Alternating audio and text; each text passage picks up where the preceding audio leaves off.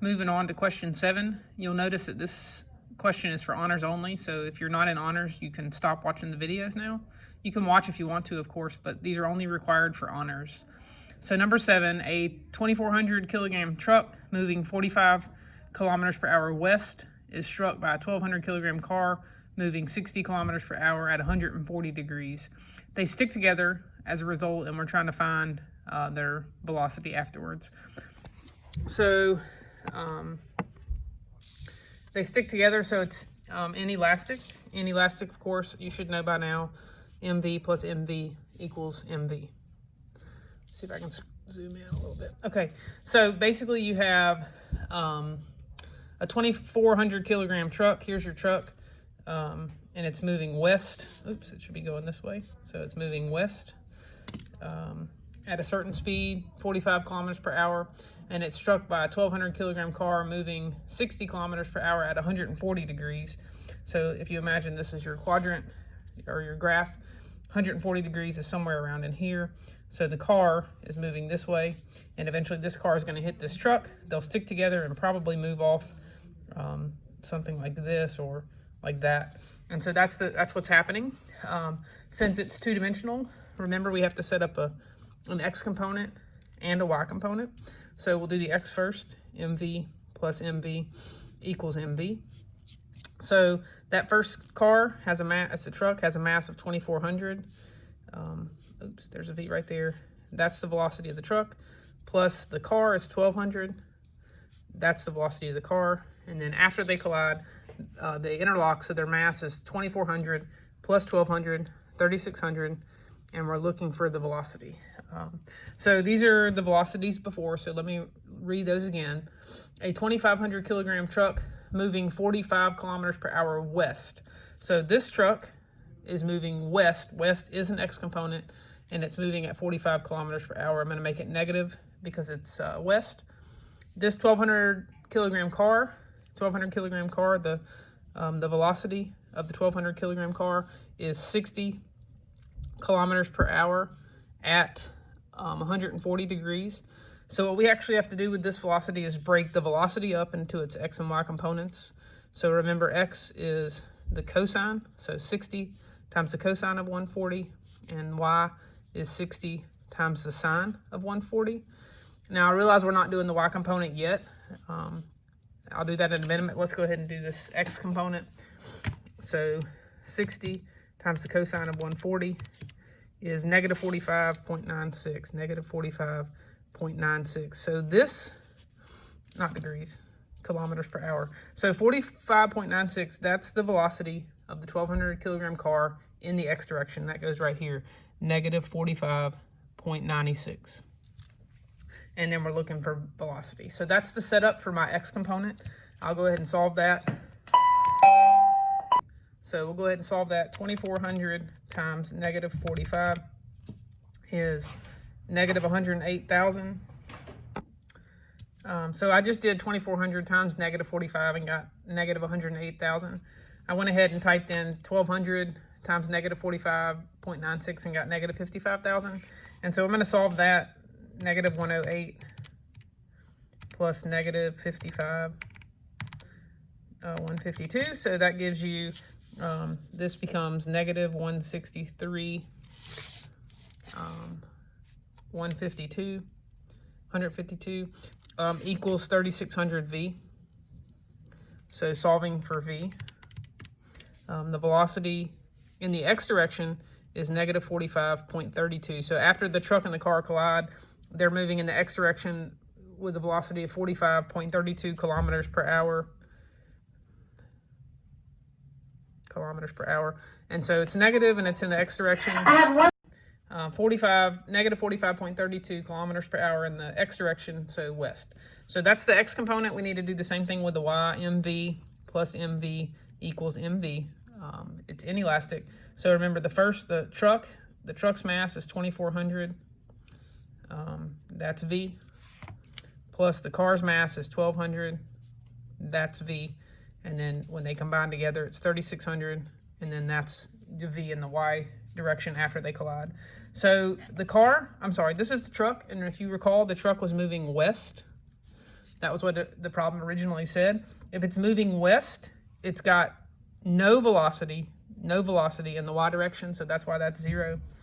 This velocity is, remember, the velocity of the 1200, going back up here, the velocity of the 1200 kilogram car was 60 kilometers per hour at a heading of 140 degrees. So just like we found the x component, we have to find the y component. 60 times the sine of 140, 38.57. So that's the velocity that goes right here, 38.57. That's the velocity of the car in the y direction. And then that's our unknown. So just doing that algebra, that's nothing. 1200 times 38.57, 46,284 equals 3600 V. Solving for V, 12.86. So V equals 12.86 kilometers per hour. Since it's positive, it's north because it's in the y direction. So now that I have, this is the final velocity in the x direction, this is the final velocity in the y direction. Now I need to, those are the components, so we need to put them together to get the overall velocity. 45.32 west, and then 12.86 north. And then, of course, to find the speed or the magnitude, a squared plus b squared equals c squared. 12.86 squared plus 45.32 squared, and then I'm going to square root that. 47.1 kilometers per hour. That's the speed. The direction, remember the direction is inverse tangent opposite. So opposite of this angle is 12.86 divided by adjacent. Adjacent to this angle is 45.32.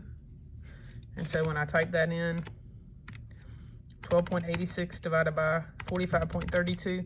So if this angle right here is 15.8, but remember that's not the heading. The heading is based off of, this is 0 degrees. So how far away is this from 0 degrees? So you're sitting on 180. This is in the quadrant before 180, so you do 180 minus 15.8, and you get a heading of 164.2 degrees. 164.2 degrees. So the question, I believe, says what's the direction? There's the direction. And what's the speed? There's the speed. So after this truck collides with, here's the car. After those two collide, they head off with a combined velocity of 47.1 kilometers per hour and a heading of 164.2 degrees. Okay, question 8, I'll read it as you read it. We have a 6.5 kilogram bowling ball. It's moving 3 meters per second at 160 degrees.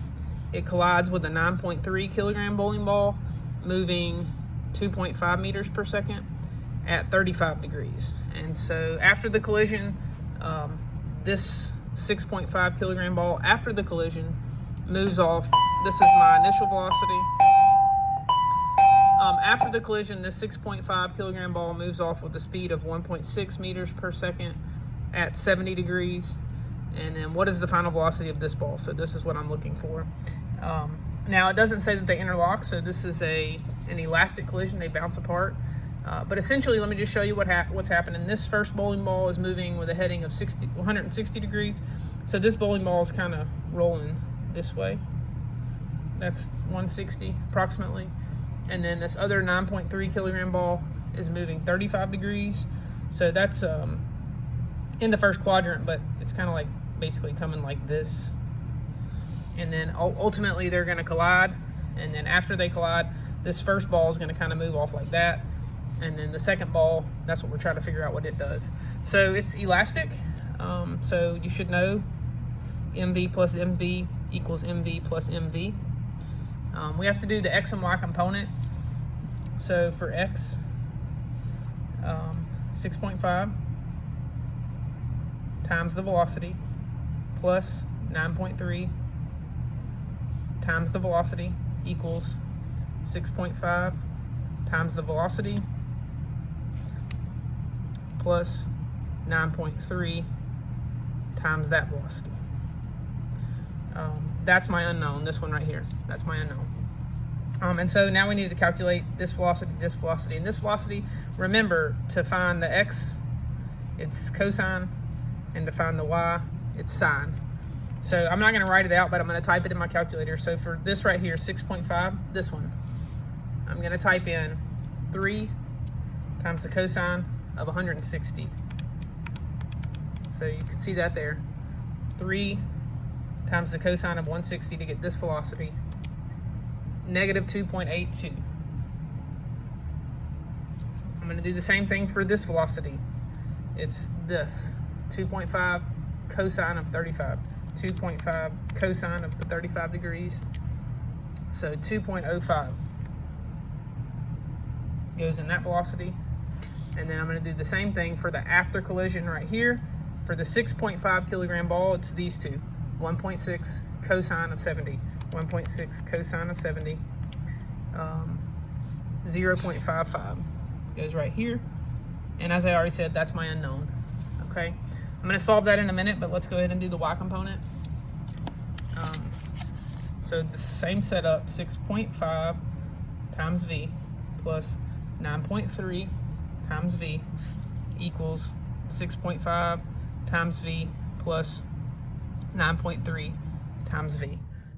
Remember, 9.3 final velocity, that's what I'm looking for. And so all that's left to do before we solve the problem is to figure out my velocities. Since this is the y direction, y is sine. So again, I'm not going to write it out. I'm just going to type it so you can see. For the 6.5, I'm going to do I'm going to do 3 because that's the velocity. 3 times the sine of 160. That goes right here, 1.03. I'm going to do the same thing for the 9.3. 2.5 sine of 35. 1.43. That goes right here. 1.43. That's initial velocity, final velocity. The final velocity of the 6.5 right here, 1.6 sine of 70, 1.5 right here. So now I've set up the problems. At this point, it just becomes algebra. So I'll do that. You can see me do it in my calculator. 6.5 times negative 2.82, negative 18.33. I'm going to add these two multiplied, 9.3 times 2.05. And so I get this very small number. So for this side of the equation, 0.735 equals 6.5 times 0.55, 3.58 plus 9.3 V. Again, I'll solve this in my calculator. 0.735, subtract 3.58, divided by 9.3. So you get a very small velocity. The velocity equals negative 0.31, negative 0.31. That negative in the x direction just simply means west. So that's the first component. I'm going to solve the second one also. Again, I'm going to do it in my calculator so you can see. So 6.5 times 1.03, you can see there 6.695. I'm going to add it to these two multiplied together. 19.994 equals, I'm going to go ahead and do 6.5 times 1.5, 9.75 plus 9.3 V. Solving that, 19.994 minus 9.75, divide by 9.3, 1.1. 1.1, it's positive. Positive in the y direction is north. So that's my after velocity, the y component. So we have the x component after they collide, the y component after they collide. Now we have to put them together on a graph.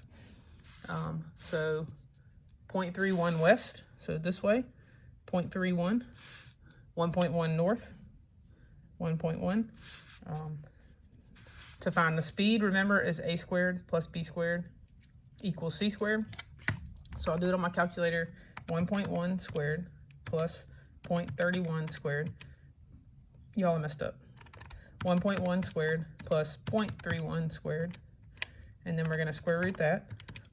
So 1.14 meters per second. That's the speed.